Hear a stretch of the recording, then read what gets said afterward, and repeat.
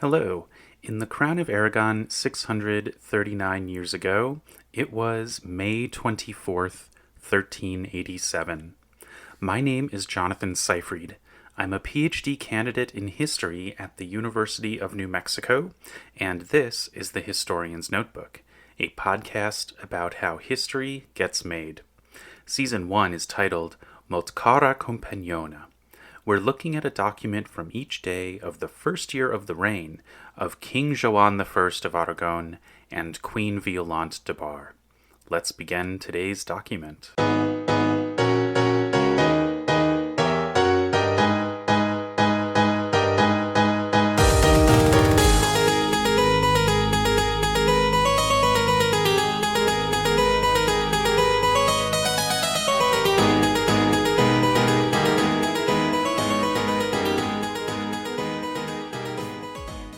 Today's document is from Violant's Curiae Sigilli Secreti register, and it's from the same register that we looked at yesterday, and it's just one folio ahead of where we were yesterday.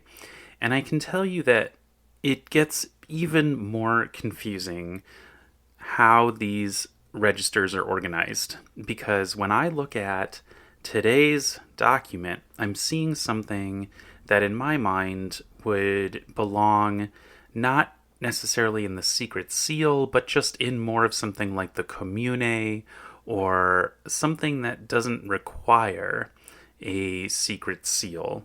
And again, for those who are not listening to every single episode, which is fine, the secret in secret seal is not like what we would think of today with like a top secret document. It's just the private. It's just the seal has this level of privacy, so it's like the private seal. Wouldn't be anything super sensitive necessarily. But in the secret seal documents, we sometimes see very personal information. But in the other types of registers, we see the more business-like matters. And today's document is all about raising money. And we've looked at similar documents recently from Joan, in which he's raising money through increased or special tax occasions. And those are not in his secret seal. So the other part of this is that the letters that surround this one in the register are diplomatic, correspondents are the heads of state of other realms around, and now we've got the internal business of the government in the middle of that. And I don't quite know what to make of it.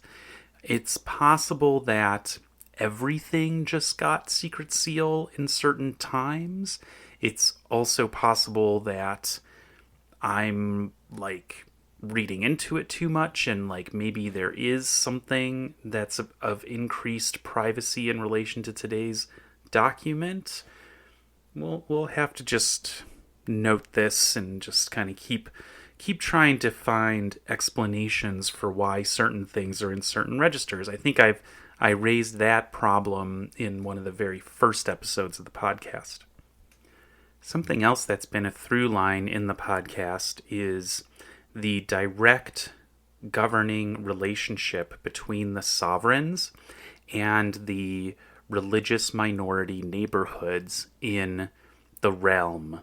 So, in a way that is not particularly easy to understand, the sovereigns have divided up the different religious minority neighborhoods, and what I mean are the Jewish neighborhoods and the Muslim neighborhoods in different cities and towns, and they are the direct governing authority for those neighborhoods. So Violant has some, Joan has some, Joan's brother Marti has some.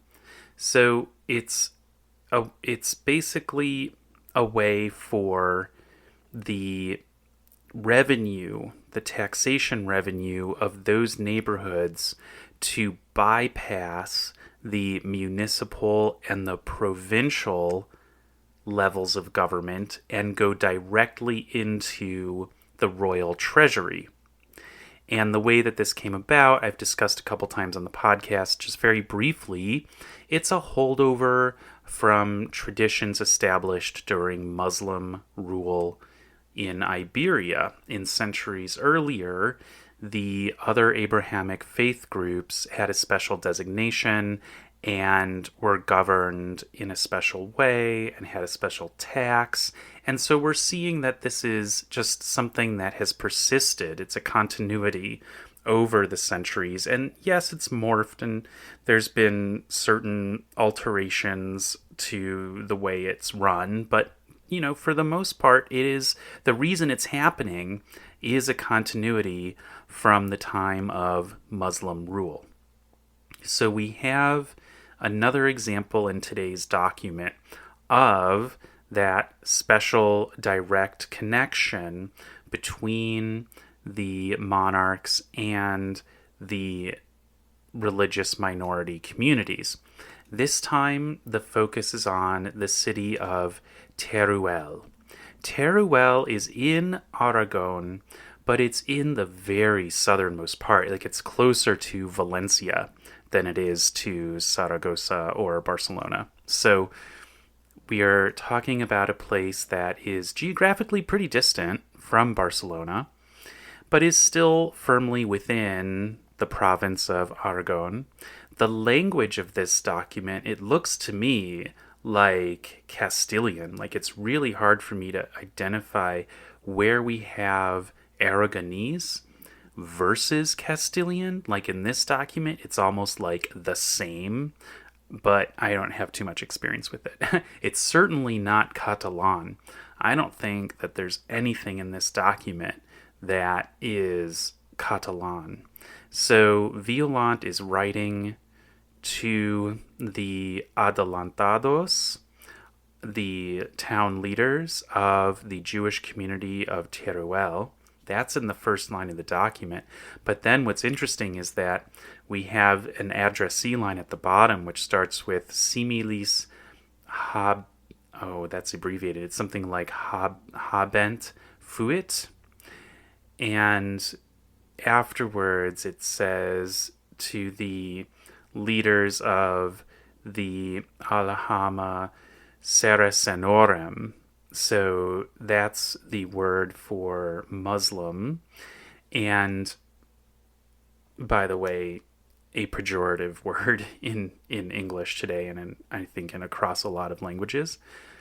Now, the Muslim aljama is going to get the same message as the Jewish aljama, which is really interesting that they were basically being treated identically in this instance. And the topic at hand is money. We have seen recently Joan or his top officials writing to various towns about raising additional money. The Pope had authorized it.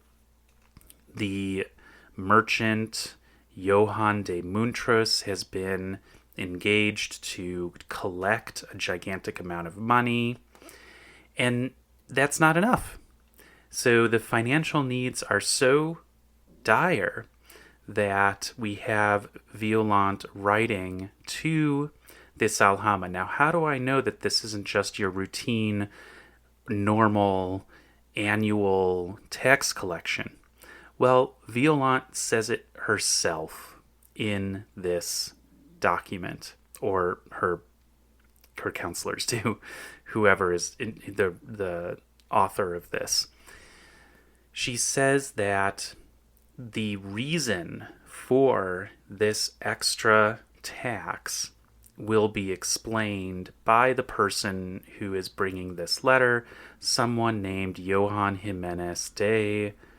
And then the paleography is actually really hard to read. It looks like Dersadia or something like that. Can't quite figure out the last name.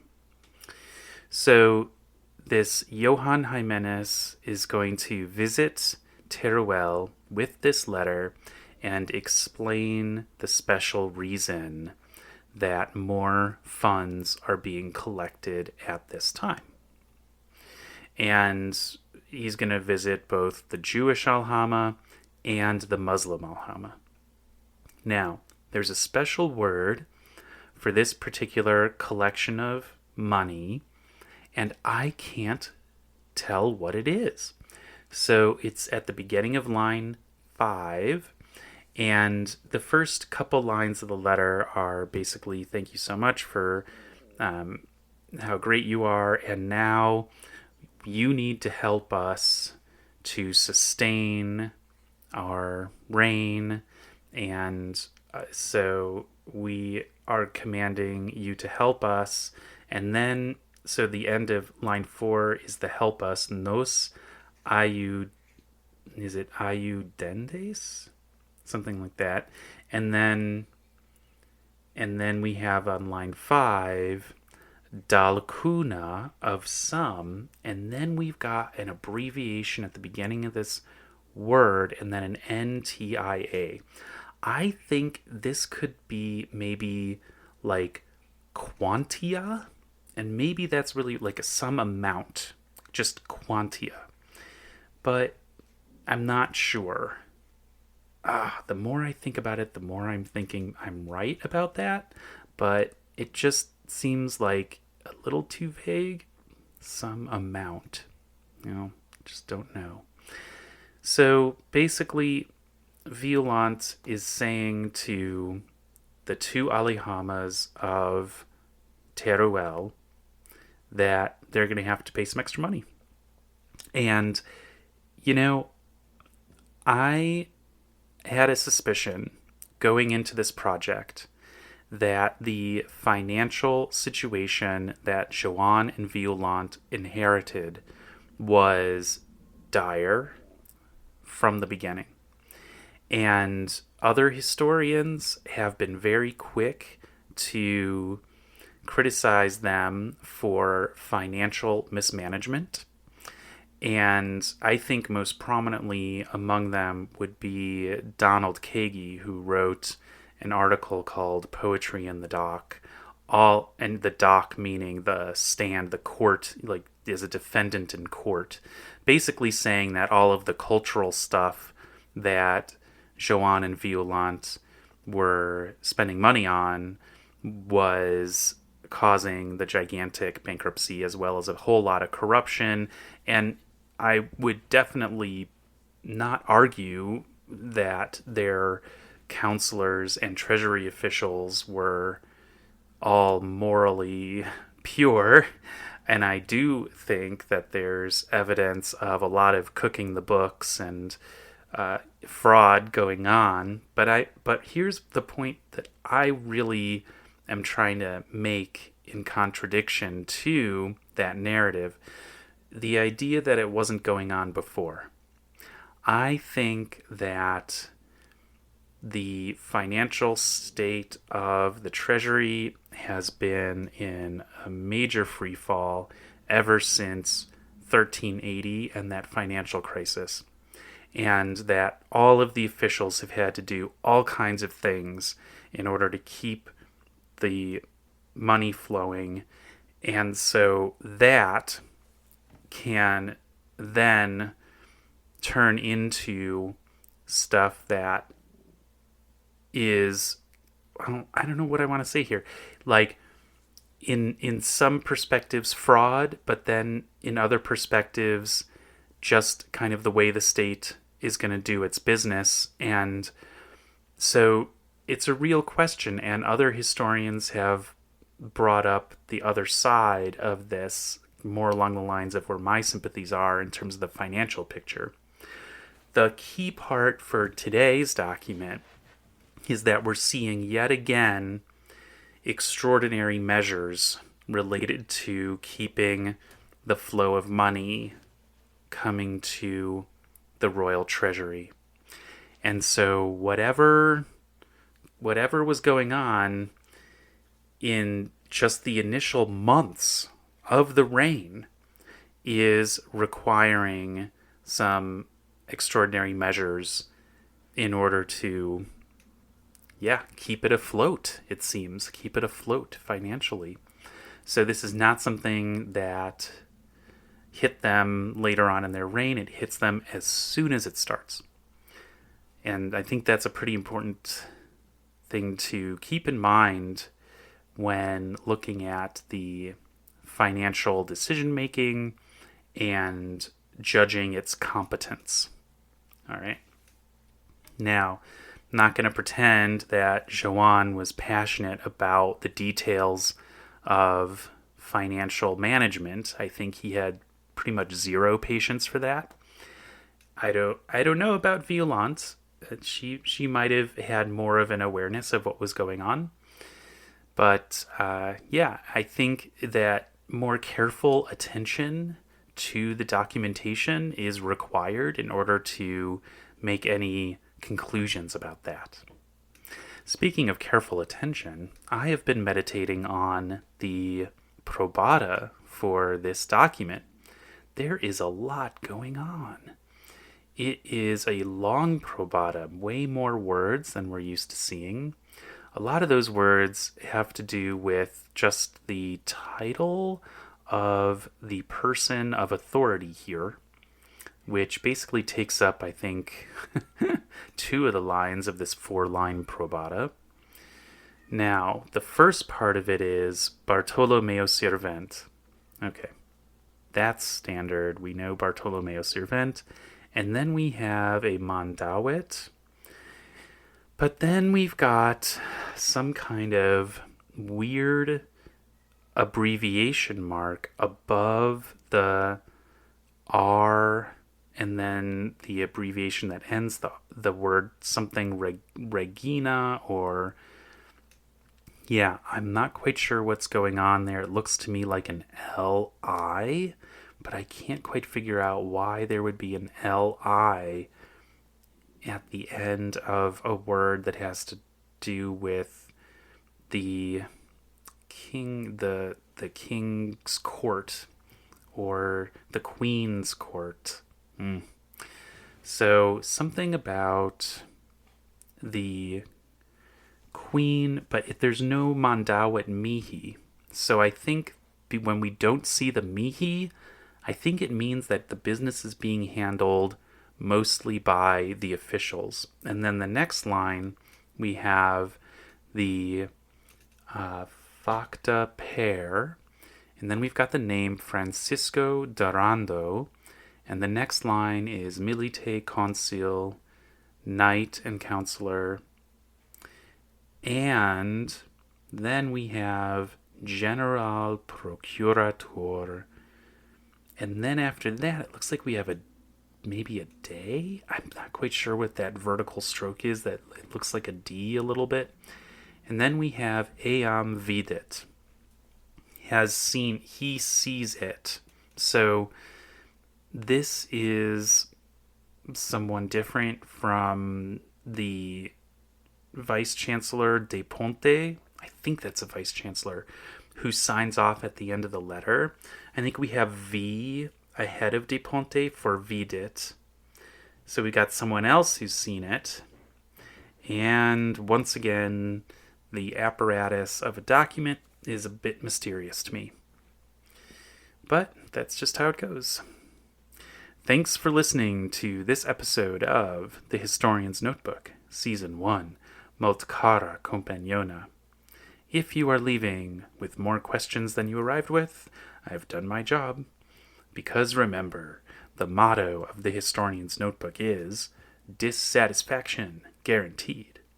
Visit the website to see an image of today's document and additional show notes, and listen again tomorrow to hear about the next day in the first year of the reign of King Joan I of Aragon and Queen Violant de Bar. In the meantime, take care.